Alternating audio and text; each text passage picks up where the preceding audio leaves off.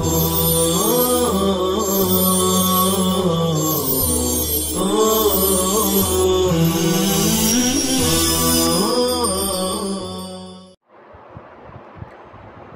اللہ الرحمن الرحیم الحمدللہ وکفا وسلام علی عبادہ الذین اصطفى اما بعد فاعوذ باللہ من الشیطان الرجیم بسم اللہ الرحمن الرحیم انا اوحینا الیک کما اوحینا الی نوح والنبیین من بعدہ وَأَوْحَيْنَا إِلَىٰ إِبْرَاهِيمَ وَإِسْمَاعِيلَ وَإِسْحَاقَ وَيَعْقُوبَ وَالْأَسْبَاطِ وَعِيسَىٰ وَأَيُّوبَ وَيُونُسَ وَهَارُونَ وَسُلَيْمَانَ وَآتَيْنَا دَاوُودَ زَبُورًا صدق اللہ العلی العظیم۔ عزیز طلبہ،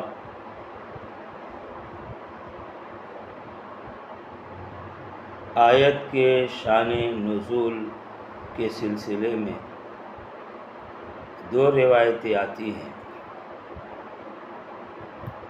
ایک روایت یہ ہے کہ دو یہودی شخص آپ صلی اللہ علیہ وسلم کے پاس آ کر کہنے لگے وہ دونوں کہ محمد، موسیٰ کے بعد ہمیں علم نہیں ہے کہ اللہ نے کسی بھی بشر پر کوئی چیز نازل فرمائی، تو اسی کے رد میں یہ آیت نازل ہوئی۔ جواب دیا گیا کہ موسیٰ کی تخصیص کیا، اور بھی دوسرے بہت سارے انبیاء ہیں جن کی طرف ہم نے وحی کی، اور جیسے ان نبیوں کی طرف ہم نے وحی کی اسی طرح سے آپ کی طرف بھی وحی کی، لہذا ان لوگوں کا وحی کو موسیٰ کے ساتھ خاص کر دینا اور یہ کہنا کہ موسیٰ کے بعد کسی پر بھی کوئی وحی نازل نہیں ہوئی، یہ صحیح نہیں ہے۔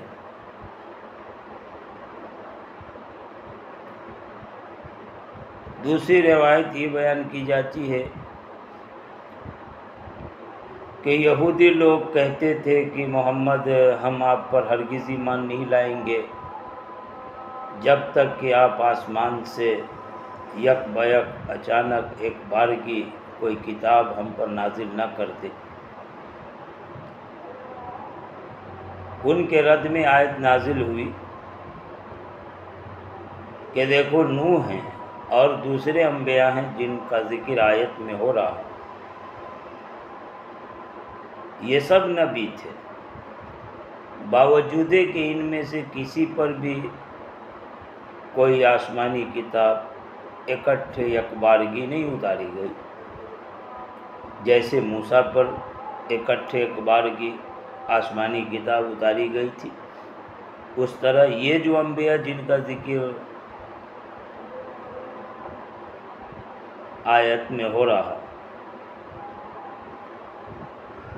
موسیٰ کی طرح ایک ساتھ اکٹھے کتاب نازل نہیں کی گئی، لہذا اکٹھے ایک ساتھ موسیٰ کی مانند کتاب کا نازل نہ کیا جانا یہ کسی نبی کی نبوت کے سلسلے میں کوئی عیب اور کمی کی بات نہیں ہے۔ جیسے یہ اور دوسرے انبیاء اسی طرح سے آخری نبی محمد صلی اللہ تعالی علیہ وسلم ہوئے۔ فرمایا ہم نے آپ کی طرف ایسے وحی کی جیسے نوح کی طرف، نوح کے بعد دوسرے نبیوں کی طرف۔ وَأَوْحَيْنَا إِلَىٰ إِبْرَاهِيمَ، یہاں مصنف نے کما مقدر مانا، گویا اس کا عطف بھی ماقبل پر ہے۔ اِنَّا أَوْحَيْنَا إِلَيْكَ كَمَا أَوْحَيْنَا إِلَىٰ نُوحٍ، اسی طرح اِنَّا أَوْحَيْنَا إِلَيْكَ كَمَا أَوْحَيْنَا إِلَىٰ إِبْرَاهِيمَ، ہم نے آپ کی طرف وحی کی ایسے جیسے کہ ابراہیم، اسماعیل، اسحاق کی طرف وحی کی۔ ابنئی، یہ اسماعیل اور اسحاق جو ابراہیم کے دونوں بیٹے ہیں،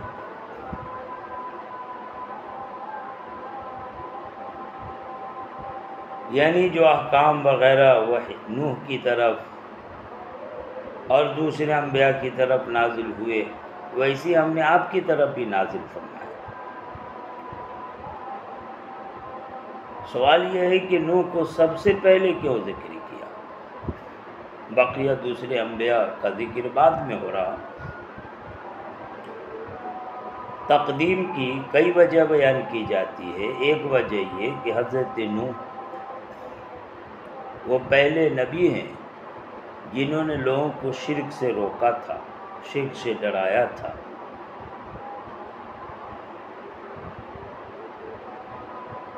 یا یہ کہ حضرت نوح اولو العزم انبیاء میں پہلے نبی ہیں، صاحب عظیمت نبی تھے۔ یا یہ کہ حضرت آدم کے بعد یہ ابو البشر ثانی ہوئے۔ آدم ابو البشر اول ہیں اور نوح ابو البشر ثانی ہیں۔ اس وجہ سے کہ آدم کے بعد گویا بشریت کی یہ بنیاد پڑے، سارے انسانوں کے باپ۔ اس بنا پر حضرت نوح کو مقدم کر کے ذکر کیا۔ نوح کے بعد حضرت ابراہیم کا ذکر، اس لیے کہ اکثر و بیشتر انبیاء کرام حضرت ابراہیم کی ذریت اولاد سے ہوئے۔ اسماعیل اور اسحاق یہ حضرت ابراہیم کے دونوں بیٹے ہیں۔ چنانچہ حضرت اسماعیل ہاجرہ کے بطن سے اور اسحاق سارہ کے بطن سے دنیا میں تشریف لائے، یہ دونوں نبی ہوئے۔ حضرت یعقوب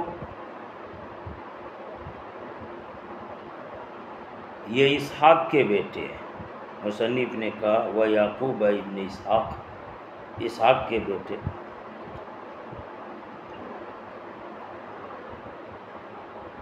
انہی کو اسرائیل بھی کہا جاتا ہے۔ انہی کی جو اولاد چلی وہ بنو اسرائیل کہلاتے ہیں۔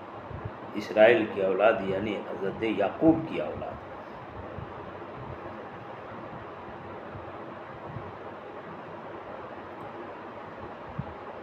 جتنے بھی انبیاء کا ذکر قرآن میں آیا،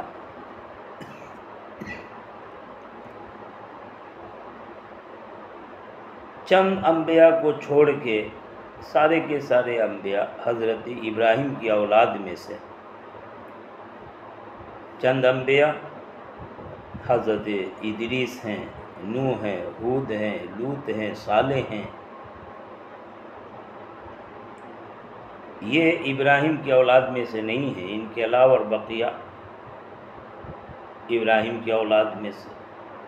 انہی کی نسل چلی آگے بنو اسماعیل میں، بنو اسرائیل میں انبیاء کرام آئے، اور حضرت آدم چونکہ ابو البشر سب سے پہلے ہیں لہذا وہ بھی مستثنیٰ ہو جائیں گے۔ عرب میں 5 انبیاء کرام ہوئے تھے، ایک تو ہود، صالح، تیسرے اسماعیل، چوتھے شعیب اور 5ویں محمد مصطفیٰ صلی اللہ تعالی علیہ وسلم۔ بہرحال ان نبیوں کی طرف وحی کی ابراہیم، اسماعیل، اسحاق، یعقوب والاسباط۔ اسباط یہ سبط کی جمع، اولاد یا اولاد کی اولاد کو بولتے ہیں۔ مصنف نے معنی بتایا، اولاد یعنی یعقوب کی اولاد، جن میں حضرت یوسف بھی ہوئے۔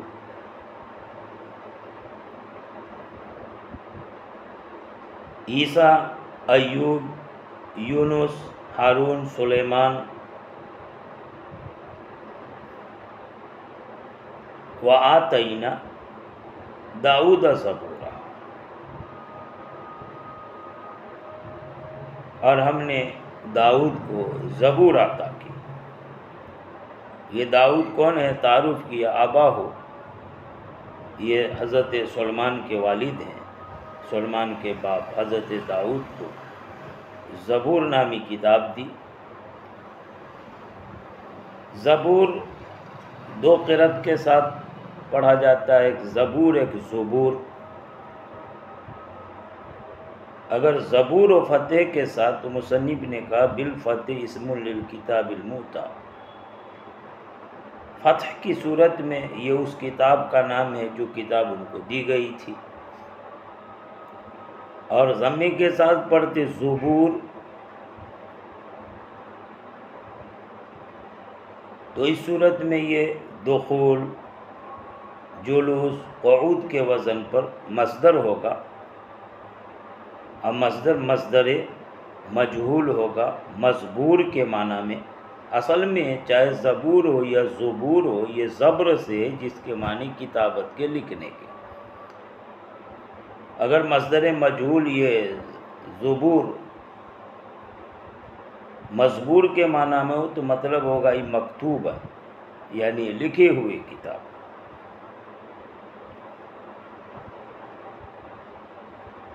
روایت سے معلوم ہوتا ہے کہ حضرت داؤد علیہ السلام کو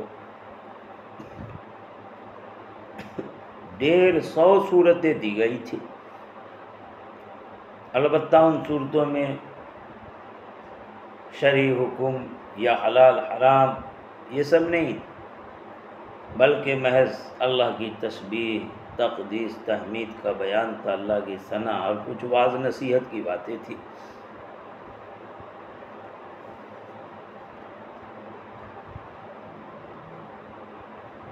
بہرحال دونوں قرأت میں زبور زبور مراد حضرت داؤد کو دی جانے والی کتاب،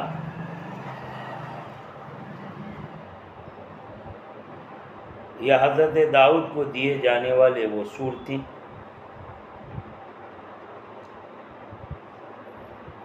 چونکہ آسمانی خط میں وہ لکھی ہوئی کتاب تھی، لکھی ہوئی صورتیں تھیں، اس لیے اسے زبور کہا جاتا ہے، جو زبر سے ہے، معنی ہے کتابت کے، لکھنے کے۔ فرمایا بالفتح، فتح کے ساتھ یہ اس کتاب کا نام ہے جو ان کو دی گئی، اور ضم کے ساتھ زبور یہ مصدر ہے جو مصدر مجہول ہے، مزبور اسی مفعول کے معنی میں، مزبور مکتوباً کے معنی میں۔ وَرُسُلًا قَدْ قَصَصْنَاهُمْ عَلَيْكَ، رسولن سے پہلے ارسلنا فعل مقدر مانا کہ یہ مفعول بہی ہے رسولن، اور اس کا عامل فعل محذوف ہے ارسلنا، لہذا ارسلنا مقدر اس کا عامل ہوگا، پھر اس کا عطف جو ماقبل پکا ہوگا، یہ عطف مفرد علی المفرد کے طور پر نہیں، عطف جملہ علی الجملہ کے طور پر۔ اور ہم نے رسول بھیجے، رسول نبی دونوں کا فرق آپ پڑھ چکے ہوں گے، بار بار یہ سب باتیں اس سے پہلے درجے میں اور سبق میں بھی آ چکی ہوں گی، اس لیے اعادے کی ضرورت نہیں ہے۔ اور ہم نے ایسے رسول بھیجے قد قصصناہم علیک من قبل، جن کے قصے ہم نے آپ کے سامنے بیان کیے پہلے بھی، اور ایسے بھی رسول جن کا قصہ، جن کا تذکرہ ہم نے آپ کے سامنے نہیں کیا۔ اصل میں یہودی لوگ آپ صلی اللہ تعالی وسلم سے کہا کرتے تھے کہ محمد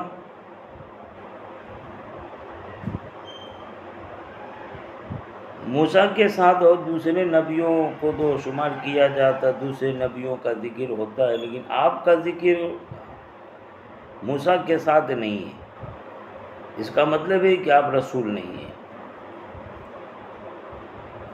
اللہ نے اس پر رد کیا کہ اور بھی دوسرے بہت سارے رسول ہیں جن کا کوئی ذکر نہیں، تو کیا ان کی رسالت کا انکار ہوگا، ان کی رسالت کی نفی ہو جائے گی؟ یہ تو ہماری حکمت ہے کہ ہم کن کا واقعہ تفصیل سے بتائے، کن کو صراحتاً ذکر کرے، کن کو نہ بیان کرے۔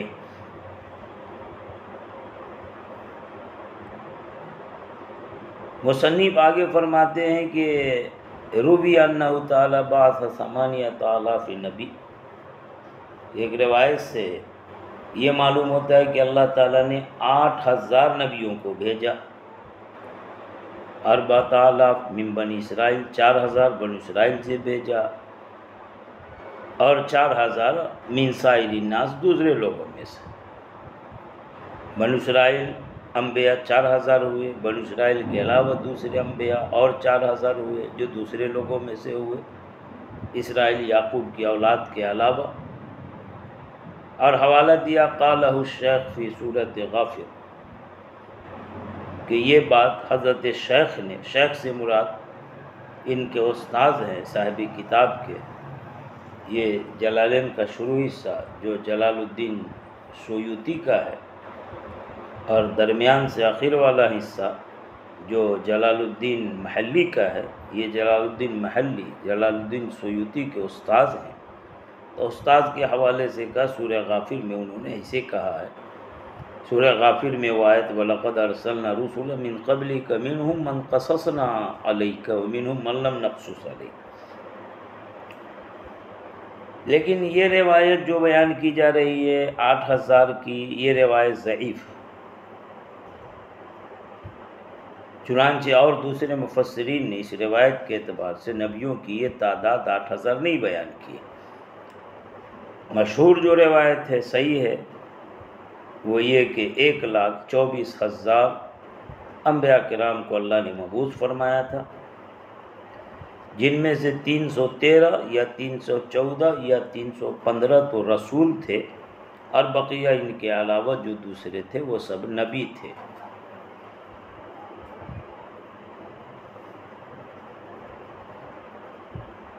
یہ بھی اللہ کی حکمت ہے کہ قرآن میں سب کا تذکرہ نہیں، ورنہ 1,24,000، ایک روایت میں تو 2,24,000۔ اگر سب کا ذکر ہو جاتا تو یہ قرآن تو ان نبیوں ہی کے تذکرے سے ایک بہت ضخیم کتاب ہو جاتا، اور پھر اس کا یاد کرنا مشکل، کئی جلدوں میں یہ قرآن بن جاتا۔ دوسرے یہ کہ اتہام بھی ہوتا کہ لگتا ہے کہ یہ قرآن قصے کہانیوں ہی کی کتاب ہے، خالی انبیاء فلاں فلاں کا تذکرہ، تو اور دوسری کتاب ہے آج غیروں کی کہ دیوی دیوتاؤں کے قصے سے مذہبی کتابیں بڑی ہوتی ہیں۔ تو اس طرح قرآن پر بھی تہمت آ جاتی کہ یہ قرآن، یہ نبیوں کا قصہ، صالحین کا تذکرہ، یہ عبرت نصیحت کے لیے کرتا ہے، یہ قصے کی کہانیوں کی کتاب نہیں ہے۔ بہرحال اس کی حکمت اللہ کو صحیح معلوم ہے کہ ان میں سے کچھ کے قصے بیان کیے تفصیل سے، کچھ کا قصہ نہیں بیان کیا۔ آگے فرمایا وَكَلَّمَ اللَّهُ مُوسَىٰ تَكْلِيمًا، اور اللہ نے موسیٰ سے یقیناً کلام فرمایا، یہ خاص طرح سے کلام فرمایا۔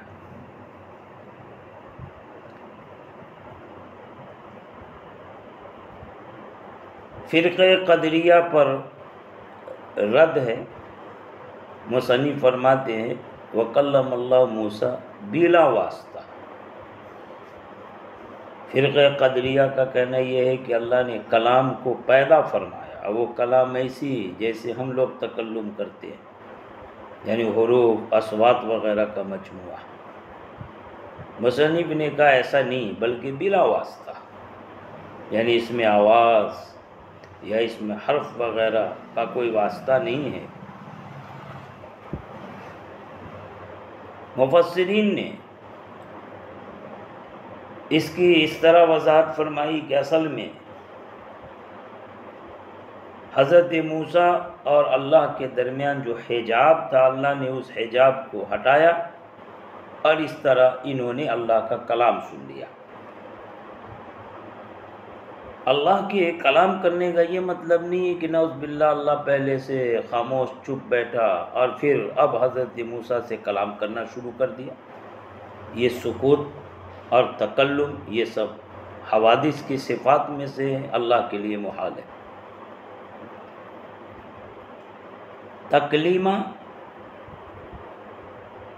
یہ کلمہ کا مصدر ہے، مفعول مطلق ہو کر کے منصوب ہے۔ اب یہ مفعول مطلق یا تو تاکید کے لیے، اور تاکید کی ضرورت مجاز کے احتمال کو ختم کرنے کے لیے۔ کلم اللہ موسیٰ میں مجاز کا احتمال ہو سکتا کہ اللہ نے موسیٰ سے کلام کیا، یہ حقیقت نہیں مجاز ہے، اس لیے اس احتمال مجاز کو ختم کرتے ہوئے تکلیماً کا، تکلیماً مصدر مفعول مطلق تاکید کے لیے۔ یہ بھی کہہ سکتے ہیں کہ یہ تقریباً مصدر مفعول مطلق نوعیت کے لیے، یعنی اللہ نے جو موسیٰ سے کلام کیا ایک خاص نوع، خاص طرح کا کلام، ویسا کلام نہیں جیسے کہ ہم لوگ ایک دوسرے کے ساتھ کرتے ہیں۔ چنانچہ مفسرین کہتے ہیں کہ اللہ کا وہ کلام یہ کلام ازلی کے طور پر تھا، یعنی ہمارے کلام کی طرح نہیں، ہمارا کلام حادث، لیکن اللہ کا کلام قدیم، یعنی اس میں کوئی حرف نہیں، کوئی صوت آواز نہیں، کوئی کیفیت، کوئی انحصار نہیں۔ اس اعتبار سے گویا اللہ کا کلام فرمانا یہ متشابہات میں سے ہوتا ہے، یعنی اس کی حقیقت، اس کی صحیح مراد اللہ ہی کو معلوم ہے، اللہ ہی اس کو بہتر جانے، ہم اس کے کھوج کریت میں نہ پڑے، اس لیے کہ ہمیں اس کے کھوج کریت سے کوئی غرض بھی نہیں ہے۔ بس یہ حضرت موسیٰ کا ایک امتیازی معجزہ کا اللہ پاک نے مرتبہ عطا فرمایا تھا، بطور امتیاز کے، اعزاز کے، معجزے کے طور پر ان سے کلام ہوا تھا۔ اب کیسے کلام ہوا تھا، کس طرح سے ہوا تھا، کیا کلام ہوا تھا، اس تفصیل میں جانے کا ہم کو مکلف نہیں کیا گیا۔ یہ اللہ کی حکمت ہے، یہ راز نیاز کی باتیں ہیں، کوئی بھی راز والا نہیں چاہتا راز سے پردہ اٹھے۔ بس جتنا علماء نے، محققین نے اس سلسلے میں فرمایا ہے کہ اللہ نے کلام کیا، وہ کلام کس طرح کا تھا، قرآن ہی کہتا تکلیمہ ایک خاص قسم کا، اور تکلیماً جس میں ایک ابہام بھی ہوتا ہے، نوعیت بھی، یعنی ایسی نوعیت کا کلام، اس قسم کا کلام جو مبہم ہے، اللہ ہی کو معلوم ہے، اس کو بیان کرنے کی ضرورت نہیں ہے۔ جب اس کی وضاحت قرآن میں، حدیث میں نہیں ہے تو خواہ پڑھنے کی ضرورت نہیں ہے اس میں۔ بس یہ کہ اللہ کا کلام وہ کلام ازلی قدیم تھا، ہمارے کلام کی طرح نہیں تھا، یہ متشابہات میں سے ہے، لہذا اس کی صحیح حقیقت، صحیح مراد اللہ ہی کو معلوم ہے۔